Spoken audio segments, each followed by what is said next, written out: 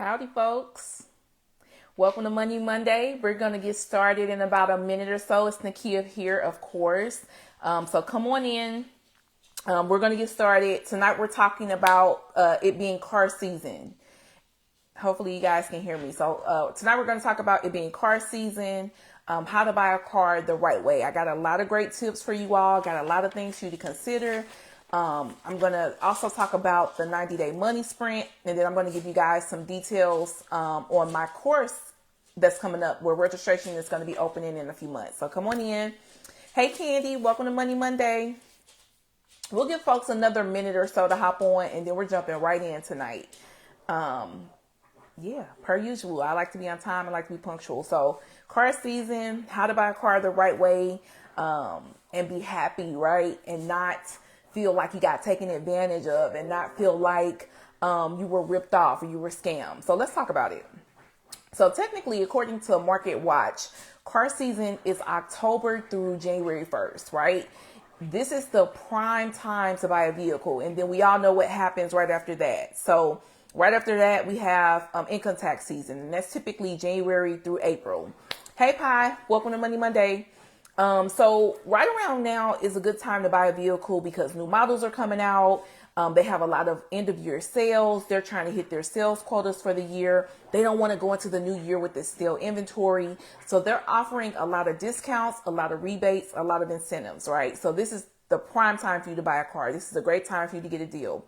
I know inflation is high right now. There may still be a chip shortage. There may be supply chain issues, all of that. But this is still considered a great time to buy a vehicle. And I'm going to tell you how to do it the right way. So when you're buying a vehicle and you're in a market for a vehicle, the first thing that you want to know is you want to know your number. And I feel like I say that almost every Money Monday because knowing your numbers is so instrumental in your finances. You got to know where you stand, right?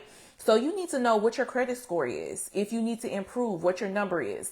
A lot of times we go into the dealership and we sell ourselves short and we're just happy to get what they give us. But at the end of the day, you're paying for this car. So you need to know what your credit score is, what's on your credit report, what that looks like, so that you can walk into the dealership confident. Know what you can afford. There are car note calculators.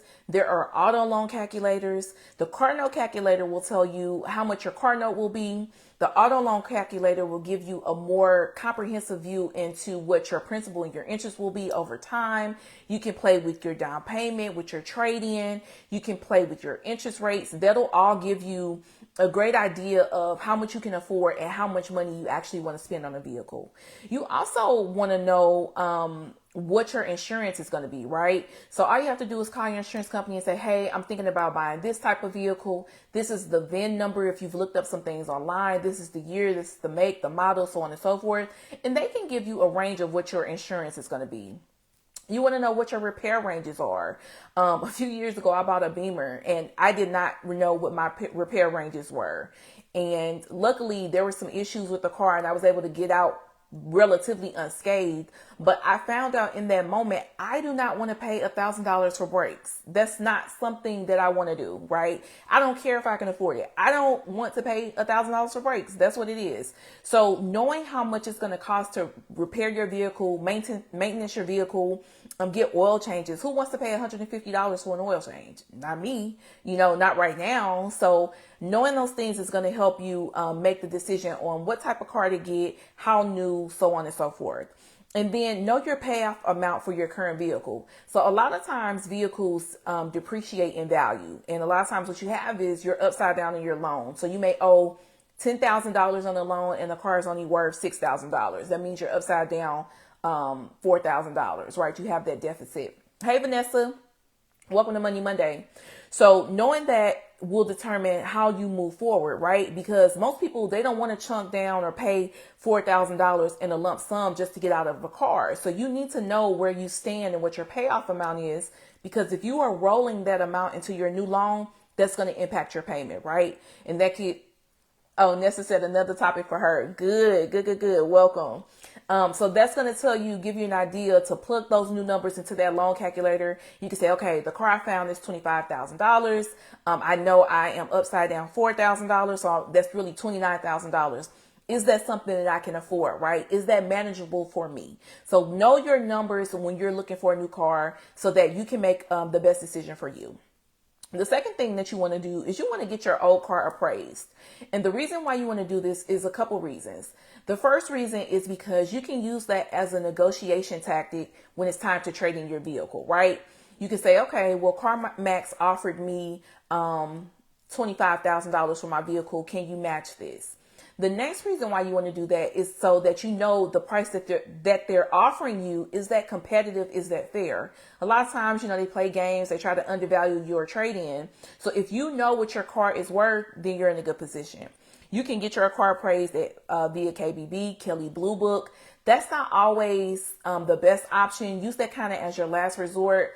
I prefer CarMax or the dealership, right? Somebody that's going to actually look at your car, that is considering buying it, because they're going to give you a more detailed look of how much your car is worth, if there's anything wrong with it, and kind of give you the range of what you should be looking at. And of course, you can do KBB, you can do CarMax, you can also go to a dealership. It's always good to know what different people see when they're looking at your trade-in.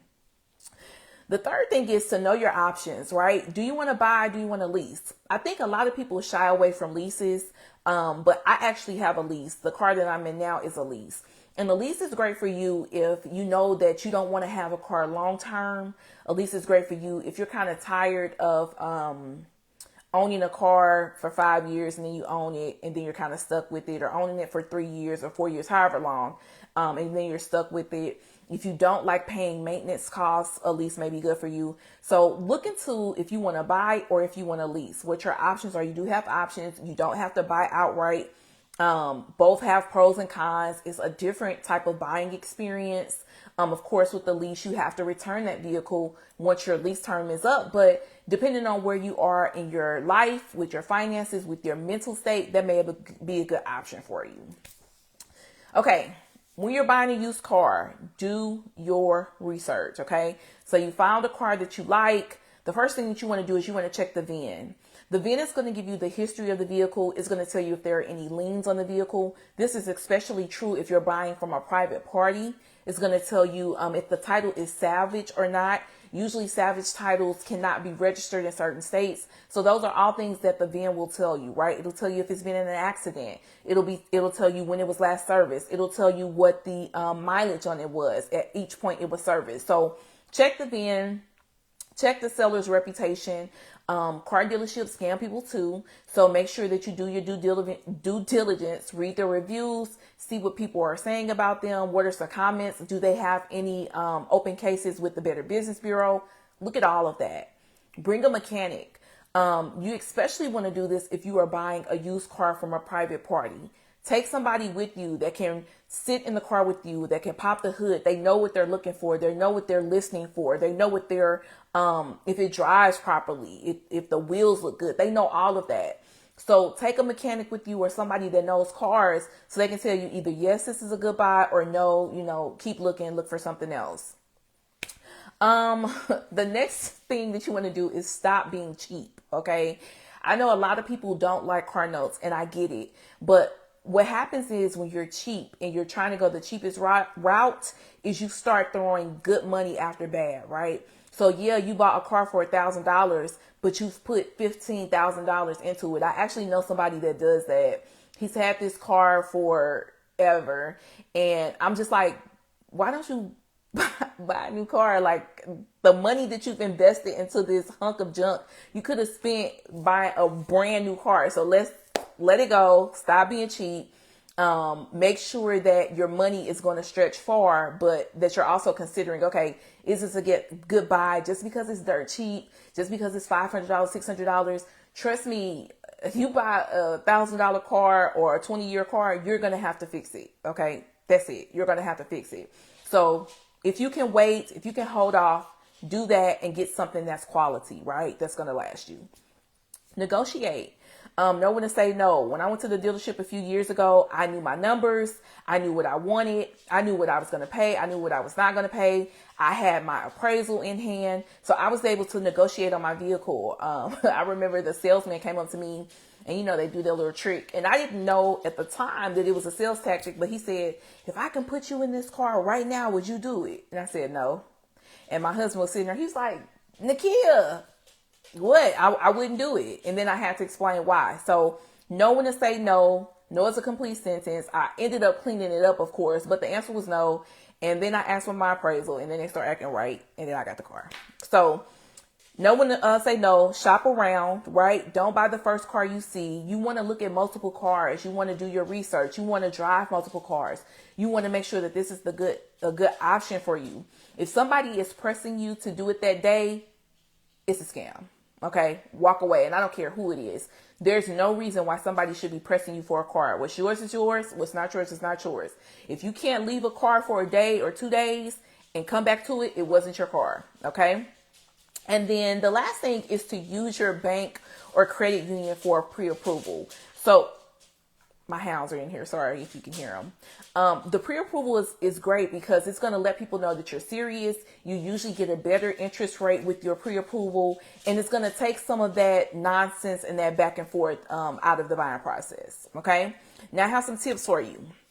Co-signing is a big deal. Okay. So if you feel like if you have to ask somebody to co-sign for you, this may not be the right time for you to purchase a vehicle.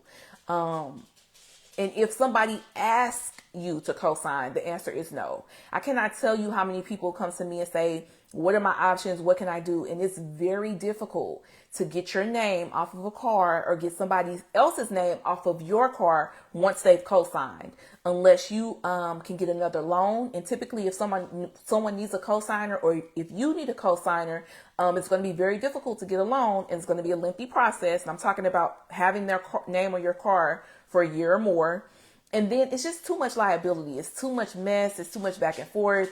If somebody asks you to co-sign, I don't know about you, but I don't want to spend the days of my life calling somebody trying to make sure they made their car note. So no to co-signing, no to asking people to co-sign. No.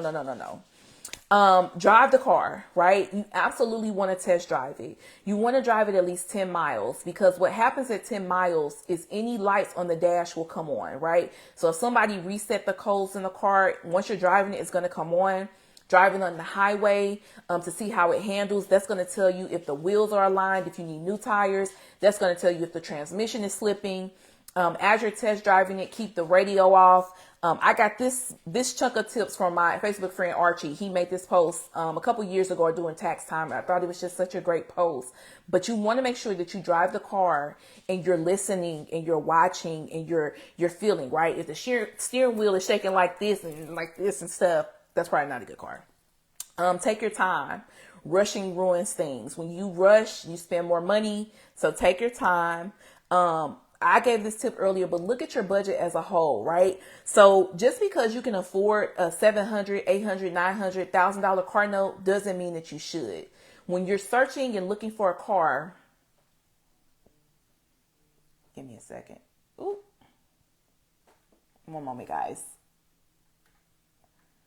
Okay.